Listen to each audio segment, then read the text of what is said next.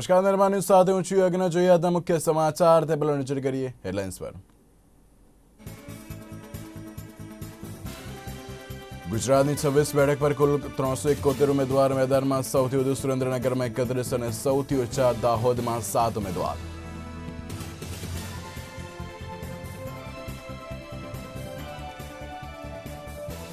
પ્રથમ તબક્કાની ચૂંટણીમાં આજે પ્રચાર પ્રથમ થશે શાંત। 11 એપ્રિલે 20 રાજ્યોની 51 બેઠકો માટે થશે મતદાન।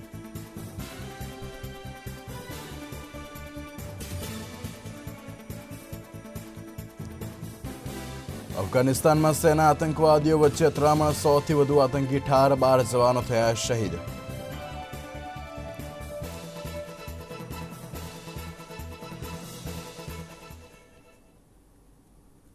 તો જે સમાચાર વિગતવાર તો ભાવનગર જિલ્લાના શિહોરના ધાંધલી નજીક આવેલા રોલિંગ મિલમાં આગ લાગવાની ઘટના સામે આવી હતી। ત્યારે કેજે રોલિંગ મિલમાં પડેલા ભંગારના ઢગલામાં આગ લાગી હતી, જેને કારણે જોતજોતામાં ભીષણ સ્વરૂપ તેને ધારણ કર્યું હતું। ત્યારે આ અંગે માહિતી મળતા જ સિયોર ફાયર ફાઇટરનો કાફલો ઘટનાસ્થળે દોડી આવ્યો હતો અને આગને બચાવવાની કામગીરી હાથ ધરવામાં આવી હતી। ત્યારે આગમાં સદનસીબે કોઈ જાનહાનિ થવા પામી ન હતી, પરંતુ લાખો રૂપિયાનો ભંગાર બળીને ખાખ થઈ જવા પામ્યો હતો।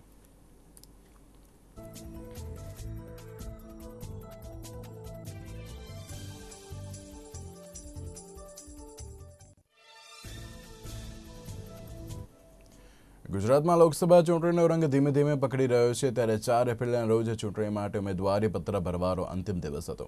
6 એપ્રિલ રોજ ઉમેદવારી ફોર્મ ચકાસણી થઈ ગયા બાદ ચૂંટણી પંચ દ્વારા કરાયેલી જાહેરાત અનુસાર હવે રાજ્યમાં 26 બેઠકો માટે કુલ 371 ઉમેદવારો ચૂંટણી મેદાનમાં છે।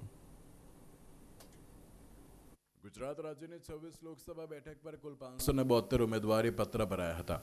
તેમાંથી ચૂંટણી પંચ દ્વારા કરવામાં આવેલી વિવિધ નિયમ અનુસારની ચકાસણી બાદ 129 ઉમેદવારી પત્રક ખામીયુક્ત હોવાને કારણે ચૂંટણી પંચ દ્વારા તેમને રદ કરી દેવામાં આવ્યા છે। આમ 8 એપ્રિલ 2019ના રોજ ગુજરાતમાં 26 લોકસભા બેઠક માટે હવે 371 ઉમેદવાર મેદાનમાં છે। રાજ્યમાં સૌથી વધુ 48 ઉમેદવારી પત્ર સુરેન્દ્રનગર લોકસભા બેઠક પર ભરવામાં આવ્યા હતા, જેમાંથી 5 ફોર્મ રિજેક્ટ થઈ ગયા હતા અને થોડા ઉમેદવારોએ તેમની ઉમેદવારી પાછી ખેંચી હતી। હવે આ બેઠક પર 31 ઉમેદવાર મેદાનમાં રહ્યા છે અને રાજ્યમાં સૌથી ઓછા 11 ઉમેદવારી પત્ર દાહોદ અને વલસાડની બેઠક પર ભરવામાં આવ્યા હતા, જેમાં અનુક્રમે 3 અને 2 ફોર્મ રિજેક્ટ થયા હતા। આથી દાહોદની બેઠક પર હવે 7 અને વલસાડની બેઠક પર 9 ઉમેદવાર ચૂંટણી મેદાનમાં રહ્યા છે। દાહોદ ઉપરાંત છોટાઉદેપુરની બેઠક પર માત્ર 8 ઉમેદવાર ચૂંટણી મેદાનમાં રહ્યા છે। સુરેન્દ્રનગર પછી જામનગરમાં સૌથી વધુ 46 ઉમેદવારી પત્ર ભરાયા હતા, જેમાંથી 12 ફોર્મ રિજેક્ટ કરવામાં આવ્યા હતા અને 4 ઉમેદવારોએ હવે અહીં 28 ઉમેદવાર ચૂંટણી મેદાનમાં રહ્યા છે। રાજ્યમાં જામનગર પછી સૌથી વધુ 28 ઉમેદવારી પત્ર ભારતીય જનતા પાર્ટીના રાષ્ટ્રીય અધ્યક્ષ અમિત શાહ જ્યાંથી ચૂંટણી લડવાના છે ત્યાં ગાંધીનગરની બેઠક પર ભરાયા છે। ગાંધીનગરમાં 11 ઉમેદવારી પત્ર રદ થયા છે, જ્યારે બીજા ઉમેદવારોએ તેમના ફોર્મ પાછા ખેંચી લીધા છે અને હવે કુલ 34 ઉમેદવાર મેદાનમાં રહ્યા છે। બ્યુરો રિપોર્ટ, નિર્માણ ન્યૂઝ, અમદાવાદ। અમદાવાદ શહેરના સરદારનગર વિસ્તારમાં પોલીસ દ્વારા મેગા પ્રોહિબિશન ડ્રાઈવ રાખવામાં આવી હતી। ત્યારે આ ડ્રાઈવમાં 200થી વધુ જવાનો સાથે ઉચ્ચ પોલીસ અધિકારીઓ જોડાયા હતા અને તેની સાથે સાથે મોટા પ્રમાણમાં દારૂના વોશનો પણ નાશ કરવામાં આવ્યો હતો। સાથે જ ટોરન્ટ પાવાના કર્મચારીઓને સાથે રાખવામાં આવ્યા હતા અને ગેરકાયદેસર વીજ જોડાણ પણ ઝડપી પાડવામાં આવ્યા હતા। બુટલેગરો દ્વારા જેમ ગેરકાયદેસર વીજ જોડાણ પણ ખૂણે ખૂણે ખાસ સંતાડવામાં આવ્યા હતા, પણ પોલીસની સતર્કતાથી દારૂના વોશ સાથે ગેરકાયદેસર વીજ જોડાણ પણ ઝડપી પાડવામાં આવ્યા હતા।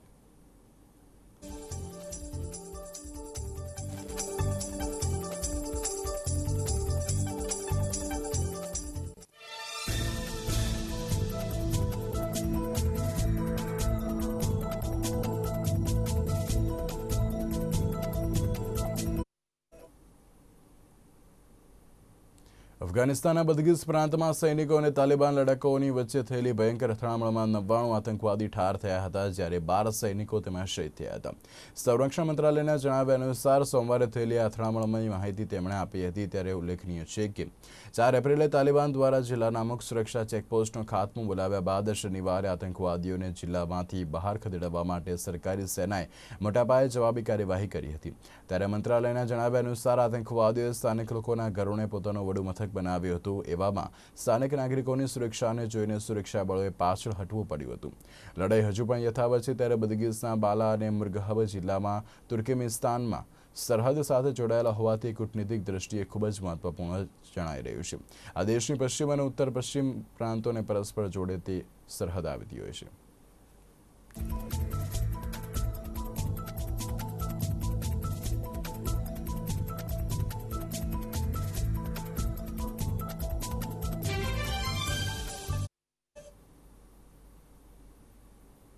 અમદાવાદ લોકસભાના પૂર્વ બેઠક માટે કોંગ્રેસે ગીતાબેન પટેલના નામની મહોર મારી છે ત્યારે પૂર્વ બેઠક માટેના મધ્યસ્થ કાર્યાલયનું ઉદ્ઘાટન કરવામાં આવ્યું હતું.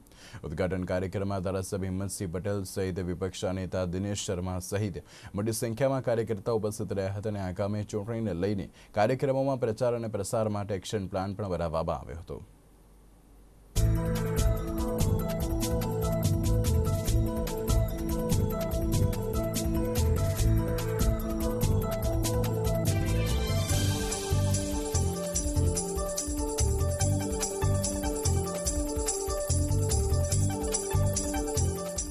આજે મધ્યસ્થ કાર્યાલયનું ઓપનિંગ કરવામાં આવ્યું છે. તમામ કાર્યકર્તાઓ હાજર રહ્યા છે. હવે આવનારા દિવસોમાં રણનીતિ ઘડવામાં આવશે, કેવી રીતે આયોજન કરવું છે.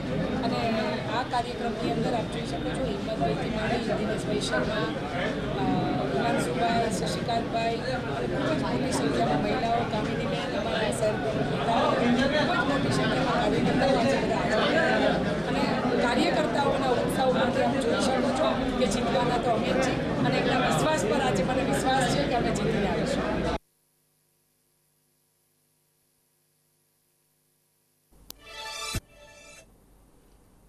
લોકસભા ચૂંટણી પહેલા કોંગ્રેસના અધ્યક્ષ રાહુલ ગાંધી અને કોંગ્રેસના પ્રવક્તા રણદીપ સુરજેવાલાની મુશ્કેલીઓ વધી ગઈ છે. ત્યારે એડીસી બેંક માનહાનિ કેસમાં અમદાવાદની મેટ્રોપોલિટન કોર્ટે રાહુલ ગાંધી અને રણદીપ સુરજેવાલાને સમન્સ પાઠવ્યું હતું. 27મી મેના રોજ કોર્ટમાં હાજર થવા માટે તેમણે આદેશ પણ આપ્યો છે. ત્યારે નોટબંધી બાદ રાહુલ ગાંધી અને રણદીપ સુરજેવાલાએ એડીસી બેંક અંગે નિવેદન આપતા કહ્યું હતું કે નોટબંધી સમયે એડીસી બેંકમાં રૂપિયા 750 કરોડ જમા થયા હતા. ત્યારે આ અંગે એડીસી બેંકના ચેરમેન અજય પટેલે અમદાવાદની મેટ્રોપોલિટન કોર્ટમાં રાહુલ ગાંધી અને રણદીપ સુરજેવાલા સામે એડીસી બેંકની પ્રતિષ્ઠાને નુકસાન પહોંચાડવાના આરોપ સાથે માનહાનિનો કેસ કર્યો હતો. ત્યારે એડીસી બેંક માનહાનિ કેસમાં રાહુલ ગાંધીની મુશ્કેલીઓમાં વધારો થયો હતો.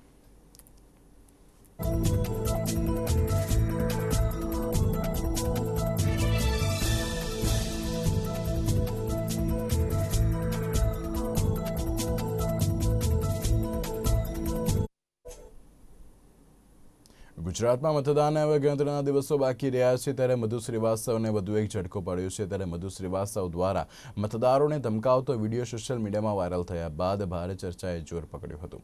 ત્યારે મધુ શ્રીવાસ્તવને આ મામલે ચૂંટણી પંચ દ્વારા શોકોઝ નોટિસ ફટકારવામાં આવી હતી અને મધુ શ્રીવાસ્તવને 3 દિવસમાં ખુલાસો આપવા માટે આદેશ પણ કરવામાં આવ્યો હતો.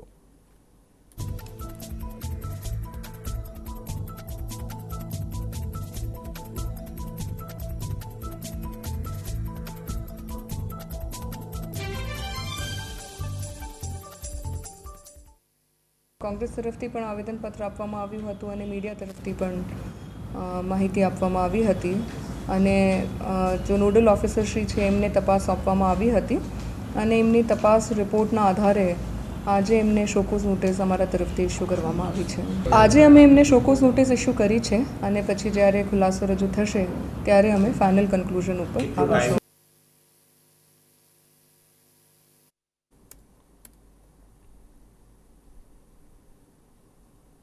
આવનારી લોકસભાની ચૂંટણીમાં મતદારો પોતાના મતાધિકારનો વધુમાં વધુ ઉપયોગ કરે અને દરેક મતદારો ફરજિયાત મત આપવા માટે જાય અને દેશની દશા અને દિશા નક્કી કરવામાં પોતાનું અમૂલ્ય યોગદાન આપે તેવા આશય સાથે સુરતમાં અનોખું મતદાન જાગૃતિ અભિયાન શરૂ કરવામાં આવ્યું હતું. ત્યારે સુરતના અગ્રવાલ વિકાસ દ્વારા યુવા શાખા દ્વારા 140 ફૂટની દિવાલને પેઇન્ટ કરીને જાગૃતિ લાવવાનો પ્રયાસ કરવામાં આવ્યો હતો.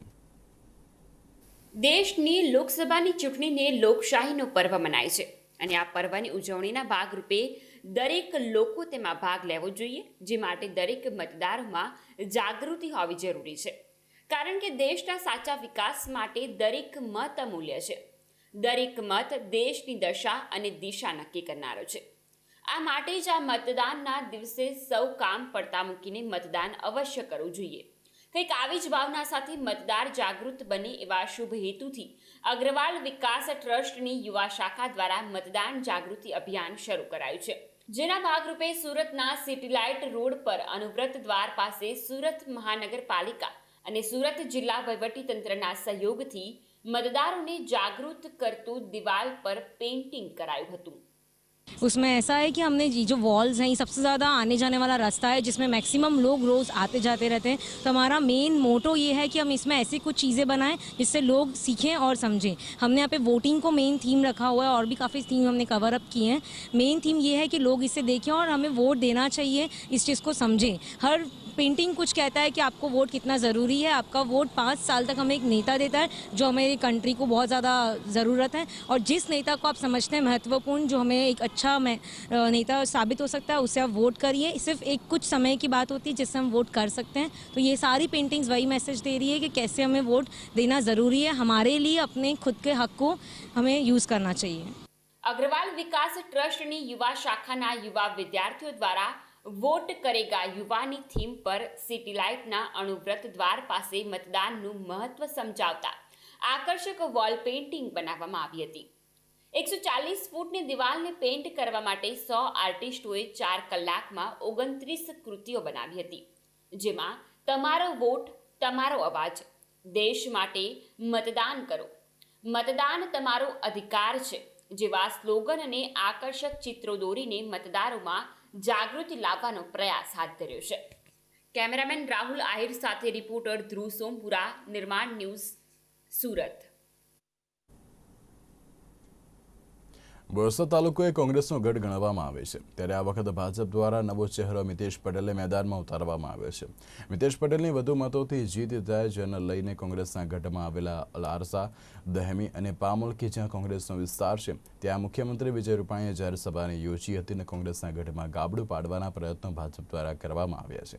ત્યારે પામોલ ગામે સભાને સંબોધતા મુખ્યમંત્રી વિજય રૂપાણીએ જણાવ્યું હતું કે આ ચૂંટણી ભાજપ અને કોંગ્રેસની નથી, પરંતુ એક ચોકીદાર અને ચોરની છે અને ભારત અને પાકિસ્તાનની છે।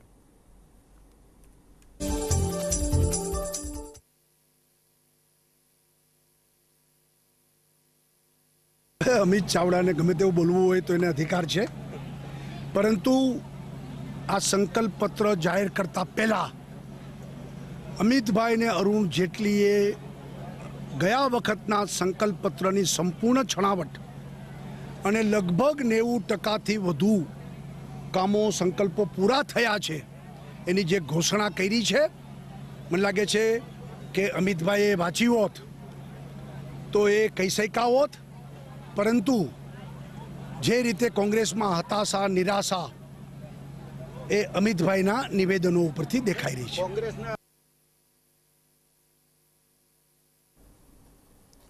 ભાજપ દ્વારા લોકસભા ચૂંટણીને લઈને સંકલ્પપત્ર જાહેર કરવામાં આવે છે, ત્યારે ગુજરાત ભાજપના પ્રદેશ પ્રમુખ જીતુ વાઘાણીએ આ સંકલ્પપત્રમાં તમામ વર્ગને ધ્યાનમાં રાખ્યા હોવાની વાત કહી હતી। તેમણે કહ્યું હતું કે આ સંકલ્પપત્ર માટે લોકોના મનની વાત અને તેમના સૂચનો માંગવામાં આવ્યા હતા, અને સાથે જ તેમણે ભાજપના સંકલ્પપત્રને ઐતિહાસિક સંકલ્પપત્ર ગણાવ્યું હતું, જેમાં જીતુ વાઘાણીએ કહ્યું હતું કે 2019નો સંકલ્પપત્ર કેવો હોવો જોઈએ એ માટે લોકોના મનની વાત, તેમના સૂચનો અને કયા પ્રકારે તેમને સરકાર ચલાવવી જોઈએ તે માટે માહિતી એકત્રિત કરવામાં આવી હતી। ત્યારે આ માટે દેશમાં 300 રથ અને 7,700 સૂચન પેટીઓ દ્વારા આ માહિતી એકત્ર કરવામાં આવી છે।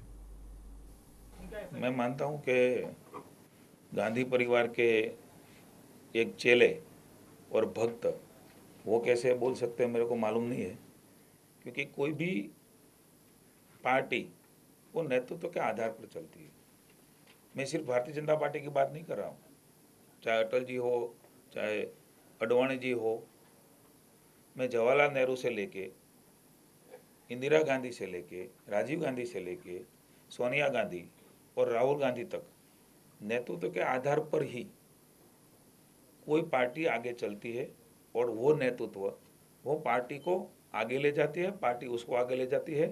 तो हमको तो गौरव है, कांग्रेस को तो ये खूचेगा ही, क्योंकि नरेंद्र मोदी की जो स्वीकृति है समग्र देश में, समग्र दुनिया में, जिस प्रकार से वो देश को आगे ले जा रहा है, तो स्वाभाविक रूप से उसको तो ऐसा लगेगा। मैंने सुना कि कई जगह उसने तो ऐसा भी बोला कि जो ये घोषणा पत्र है ये घोषणा पत्र में ये क्यों नहीं है, वो क्यों नहीं है, ये क्या है। मैं बोलता हूँ कि ये घोषणा पत्र आने वाले दिनों में हम क्या करना चाहते हैं वो हमने बताया है।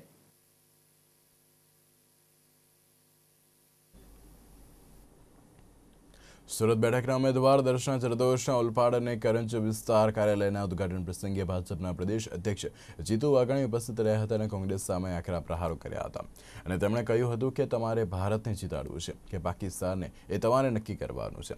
સાથોસાથ કોંગ્રેસે પણ એક ચેતવણી આપી હતી। ત્યારે સુરતમાં ભાજપ અને કોંગ્રેસ વચ્ચે ઉમેદવારી પત્ર તેની સાથે ઉમેદવારી ફોર્મ ભરતી વખતે બબાલ પણ થઈ હતી। તે મામલે કોંગ્રેસને ચેતવણી પણ આપી હતી।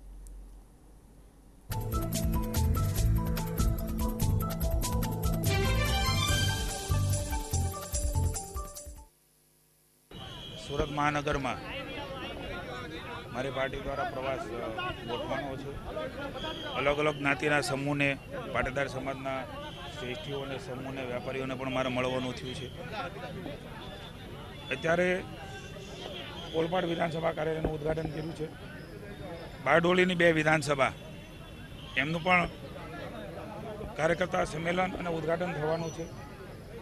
એક અનેરો ઉત્સાહ અને ઉમંગ નરેન્દ્ર મોદીની 2014 જેવી લહેર, ઇનર કરંટ હું સમગ્ર રાજ્યમાં જોઈ રહ્યો છું।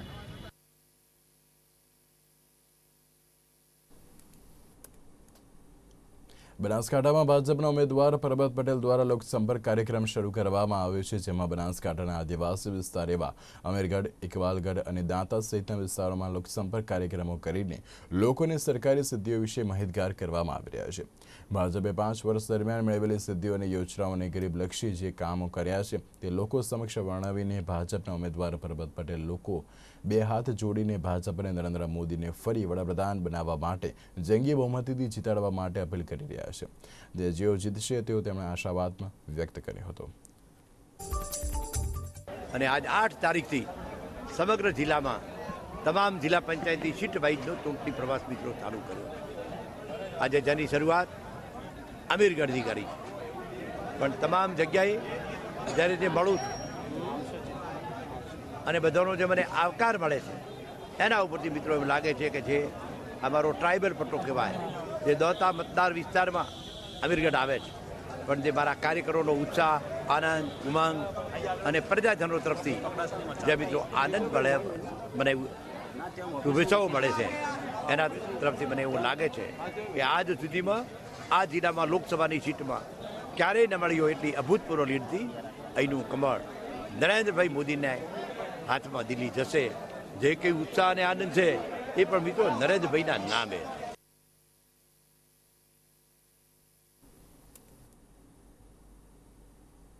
કેન્દ્રના રાજ્ય કક્ષાના કૃષિ મંત્રી પરસોત્તમ રૂપાલા કચ્છમાં ચૂંટણી પ્રચાર અર્થે ગયા હતા। ત્યારે કચ્છમાં પાટીદાર મતદારો ધરાવતા 3 તાલુકામાં તેમની 4 સભાને આયોજિત કરવામાં આવી હતી, જેની શરૂઆત માંડવીના ગઢશીશાથી કરવામાં આવી હતી, જેમાં કોંગ્રેસના રાહુલ ગાંધી ઉપર પરસોત્તમ રૂપાલાએ કટાક્ષ સાથે પ્રહાર કર્યો હતો। સર્જિકલ સ્ટ્રાઇક મુદ્દે પુરાવા અને રાફેલ મુદ્દે નિવેદનોને લઈને રૂપાલાએ રાહુલ અને કોંગ્રેસને આડે હાથ લીધા હતા। તો મીડિયા સાથેની વાતચીત કરતા તેઓએ ગુજરાતમાં 26 બેઠકો સાથે ભારતમાં સ્પષ્ટ બહુમતીથી ફરી ભાજપ વિજય બનશે તેવો તેમણે વિશ્વાસ વ્યક્ત કર્યો હતો। જુઓ, કચ્છમાં ભારતીય જનતા પાર્ટી અને કચ્છ એ એક એવો સંબંધ છે કે ભારતીય જનતા પાર્ટીને કચ્છે ફાટું ભરીને પ્રેમ આપ્યો છે, મત આપ્યા છે એવું નહીં, પ્રેમ આપ્યો છે, હૂંફ આપી છે।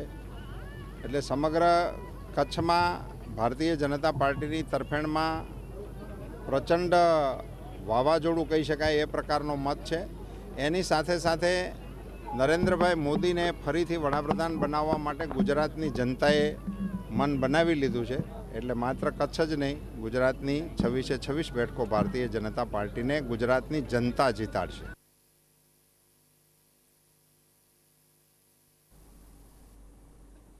મહેસાણા લોકસભા ચૂંટણી જંગ રાજકીય સાથે સામાજિક રંગમાં પણ પરિણમવા લાગ્યો છે। ત્યારે કોંગ્રેસ અને ભાજપને ટેકો જાહેર કર્યા બાદ વિવાદ પણ સર્જાઈ રહ્યો છે। આવું જ કંઈક 2 દિવસ પહેલા કોંગ્રેસના ઉમેદવારને ટેકો જાહેર કર્યા બાદ ગઈકાલે ઠાકોર સમાજે ટેકો આપવા મુદ્દે સમાજના આગેવાનોએ વિરોધ દર્શાવ્યો હતો।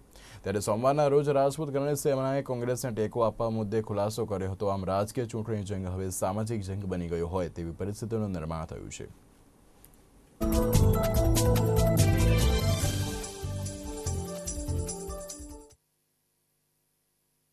ઉત્તર ગુજરાત રાષ્ટ્રીય રાજપૂત કરણી સેનાએ કોંગ્રેસને ટેકો જાહેર કર્યો, પણ આ વાતનો અમે ખુલાસો કરવા માંગીએ છીએ કે રાષ્ટ્રીય રાજપૂત કરણી સેના એક સામાજિક સંગઠન છે. કોઈ પક્ષને સમર્થન નથી કરતું. અને સમર્થનની વાત કરવા જઈએ તો સમર્થનનો અધિકાર અમારા સુપ્રીમોનો છે, અમારો અધિકાર નથી. અને જે તે વ્યક્તિએ નિવેદન આપ્યું કે રાષ્ટ્રીય રાજપૂત કરણી સેના કોંગ્રેસને સમર્થન કરે છે, એ વ્યક્તિએ પોતાની અંગત મનસા કારણે પોતે સમર્થન આપ્યું છે, અને એ વ્યક્તિ રાષ્ટ્રીય રાજપૂત કરણી સેનાનો કોઈ હોદ્દેદાર નથી. પાટણના ચાણસ્મા મહેસાણા રોડ ઉપર મીઠા દરબાર નજીક ત્રિપલ અકસ્માત સર્જાયો હતો, ત્યારે બસ, રિક્ષા અને બોલેરો ગાડી વચ્ચે અકસ્માત થતાં 2 લોકોના ઘટના સ્થળે કરુણ મોત નીપજ્યા હતા. જ્યારે એક વ્યક્તિનું સારવાર દરમિયાન મૃત્યુ નીપજ્યું હતું, ત્યારે આ ઘટનાની જાણ થતાં મોટી સંખ્યામાં રોડ પર ટ્રાફિક જામની સ્થિતિ પણ સર્જાઈ હતી. આ અકસ્માતમાં થયેલા મોતનો આંકડો 3 થયો હતો, ત્યારે આ ઘટના બનતા પોલીસનો કાફલો ઘટના સ્થળે દોડી આવ્યો હતો અને વધુ તપાસ તેમણે હાથ ધરી હતી.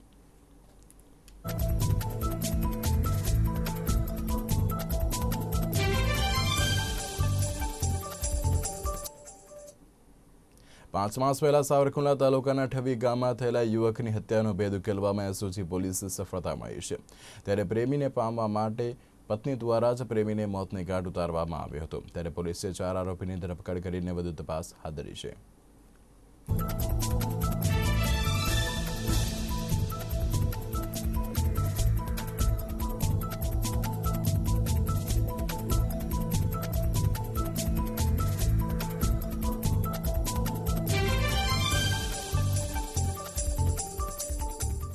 उनके नेतृत्व में एक टीम है वो गठित की और उस टीम ने टेक्निकल सर्विलांस के आधार पर विस्तृत जांच की तो नरसिंह भाई जो भाटू भाई है उसकी पत्नी जिनका नाम है वो नैनाबेन नरसिंह भाई भाटू की जो टेक्निकल जो मोबाइल के आधार पर उसकी जब जांच की गई तो एक नई कहानी जो निकल कर है वो सामने आई, जिसमें ये था कि जो ये नैनाबेन थी उनका प्रेम संबंध था प्रताप भाई वल्लभ भाई परमार जो पालीताना भावनगर का निवासी था, उसके साथ प्रेम संबंध था. और उस प्रेम संबंध के आधार पर उसने प्रताप भाई को 1 लाख रुपए देने की बात कही और 1 लाख रुपए में अपने पत्नी को है वो पत्नी ने अपने पति को है वो मारने की सुपारी है वो उनको दी. ભાવનગર પંજાબ નેશનલ બેંકના એક ગ્રાહકને બેંકની ભૂલ હોવા છતાં પણ ગ્રાહક સાથે ગેરવર્તન કરીને તેને બેંકની બહાર ધકેલી દેતા ગ્રાહક ન્યાય માટે બેંકની બહાર ધરણા પર બેસી ગયો હતો. આ બનાવને લઈને બેંકના ખરાબ વર્તનને ભોગ બનેલા અનેક ગ્રાહકો પર તેની સાથે જોડાયા હતા અને આ બનાવ બનતાની સાથે જ મીડિયા ત્યાં દોડી આવ્યું હતું અને બેંકને તેની ભૂલનું ભાન થતાં ગ્રાહકને અંદર બોલાવીને તેની કામગીરી પૂર્ણ કરવામાં આવી હતી. પરંતુ આ બેંકના ખરાબ વર્તન સામે હજુ પણ અનેક સવાલો ઊભા થઈ રહ્યા છે.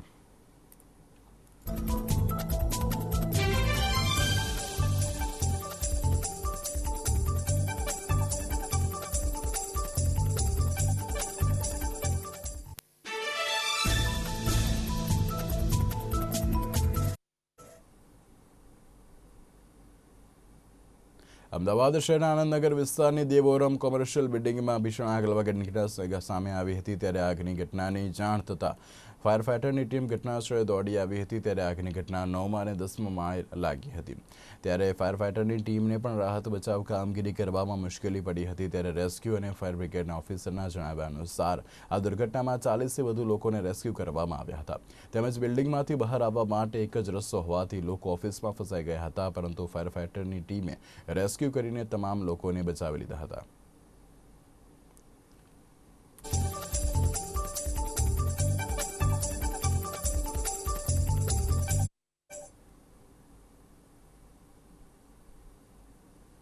અને એનો ધુમાડો દરેક માળે ફેલાયો હતો. ફાયર સેફટી છે, બંધ હાલતમાં છે. બેહોશ છે 3 જણા, બીજા કોઈ મૃત્યુ કોઈ પામેલું નથી. લગભગ 100 જણાને બિલ્ડિંગમાંથી ખાલી કરવામાં આવ્યા. ઓફિસમાં બંધ કરીને બેઠા હતા, એ બધાને ખાલી. ગીર સોમનાથ જિલ્લાના વડા મથક વેરાવળ ખાતે ખારવાવાડ વિસ્તારમાં પોલીસ અને સ્થાનિક લોકો વચ્ચે થયેલા ઘર્ષણ થતા મામલો વધુ ઉગ્ર બન્યો હતો. ત્યારે સોમવારના રોજ સાગરપુત્ર ફાઉન્ડેશન ખારવા સમાજ દ્વારા મૌન રેલી યોજીને એસપીને આવેદનપત્ર પાઠવવામાં આવ્યું હતું. તાજેતરમાં જ વેરાવળના ખારવાવાડ વિસ્તારમાં મોડી રાત્રે નાઇટ પેટ્રોલિંગ દરમિયાન ખારવાવાડ વિસ્તારમાં એએસપી તથા પોલીસ કર્મી અને સ્થાનિક લોકો વચ્ચે ઘર્ષણ થયું હતું, જેમાં સ્થાનિક લોકો દ્વારા પોલીસની વાન તેમજ એક બાઇક સળગાવાયું હતું અને જિલ્લાભરની પોલીસે ખારવાવાડ વિસ્તારમાં કોમ્બિંગ કર્યું હતું, જેમાં 100થી વધુ લોકોના નામ શંકાસ્પદ તરીકે લેવામાં આવ્યા હતા, જેમાંથી 11 લોકો પર કાયદેસરની ફરિયાદ નોંધાઈ હતી અને 15થી વધુ ગાડીઓ ડિટેન કરવામાં આવી હતી. આ બાબતે સાગરપુત્ર ફાઉન્ડેશન ખારવા સમાજ દ્વારા પોલીસ તંત્રની રજૂઆત કરાઈ હતી કે 11માંથી 9 લોકો નિર્દોષ છે. તેમના પર થયેલી ફરિયાદ પાછી ખેંચવામાં આવે અને આ બાબતે ઉચ્ચ કક્ષાએ રજૂઆત પણ કરાઈ હતી. આજે તારીખ 2ની મધ્યરાત્રિની ઘટના જે બનેલી છે ખારવાવાડ વિસ્તારની અંદર, જેમાં પોલીસ અને પ્રજા વચ્ચેની એક અથડામણ થયેલી હતી આકસ્મિક રીતે. આ અથડામણમાં રિએક્શનમાં પોલીસ ડિપાર્ટમેન્ટ તરફથી એફઆઈઆર લોન્ચ કરવામાં આવેલી હતી. એફઆઈઆરમાં ઘણા નિર્દોષ માણસોના નામ ઉમેરવામાં આવેલા હતા. આ ઉપરાંત 15થી 20 ગાડી જે ત્યાં પાર્કિંગમાં જઈને ડિટેન કરવામાં આવી હતી અને લગભગ 80થી 100 ગાડી જેવી જે 2 વ્હીલ્સ ત્યાં પાર્ક કરેલા હતા, 2-4 4 વ્હીલ્સ હતા, એની ઉપર ક્યાંક ને ક્યાંક અતિશયોક્તિ થઈ હતી એવું વિડીયોથી અમને જાણવા મળેલું હતું. આજે હમણાં ખારવા સમાજના આગેવાનો અને ઘણા બધા બીજા લોકો એસપી કચેરીએ આવ્યા હતા એક આવેદનપત્રને લઈને, અને એ આવેદનપત્રમાં ખાસ કરીને એવી એમની રજૂઆત છે, એવી એમની અપીલ છે કે પોલીસ જે છે એ આ જે પ્રકરણ થયું છે, પોલીસ ઉપર જે અટેક જે થયું છે એનો ઇન્વેસ્ટિગેશન છે, એનામાં કોઈ ઇનોસન્ટ માણસના એમાં આવી જાય, એ ભરાવામાં ના આવી જાય, એ જ એમની મેઇન માંગણી હતી. અને જે પણ તપાસના કામે અમુક આપણે ત્યાંથી લીધા છે વાહનો. ખારવાવાડ વિસ્તારમાં બનેલ આકસ્મિક ઘટનામાં ખારવા સમાજના ઘણા નિર્દોષ લોકોના નામ લખવામાં આવ્યા હતા, તેમજ 15થી વધુ બાઇકોને પણ ડિટેન કરવામાં આવી હતી અને આ બાબતે ખારવા સમાજ દ્વારા ચૂંટણીનો બહિષ્કાર કરવાની ચીમકી આપવામાં આવી છે અને આ બાબતે જ મૌન રેલી કાઢી એસપીને આવેદનપત્ર અપાયું હતું. આ બાબતે એસપી દ્વારા ચૂંટણીનો બહિષ્કાર ન કરવાની અપીલ કરી હતી અને કોઈ રાગ દ્વેષ રાખ્યા વગર તપાસ દ્વારા આગળ ચલાવવાની બાહેંધરી આપી હતી. હજુ પણ ખારવા સમાજની માંગણી નહીં સંતોષાય તો પ્રતિક ઉપવાસ આંદોલન, ચૂંટણી બહિષ્કાર કરવાની ચીમકી છે. મિતેશ પરમાર, નિર્માણ ન્યૂઝ, ગીર સોમનાથ. તો આ હતા અત્યાર સુધીના સમાચાર. વધુ સમાચાર માટે આપ જોતા રહો નિર્માણ ન્યૂઝ. નમસ્કાર.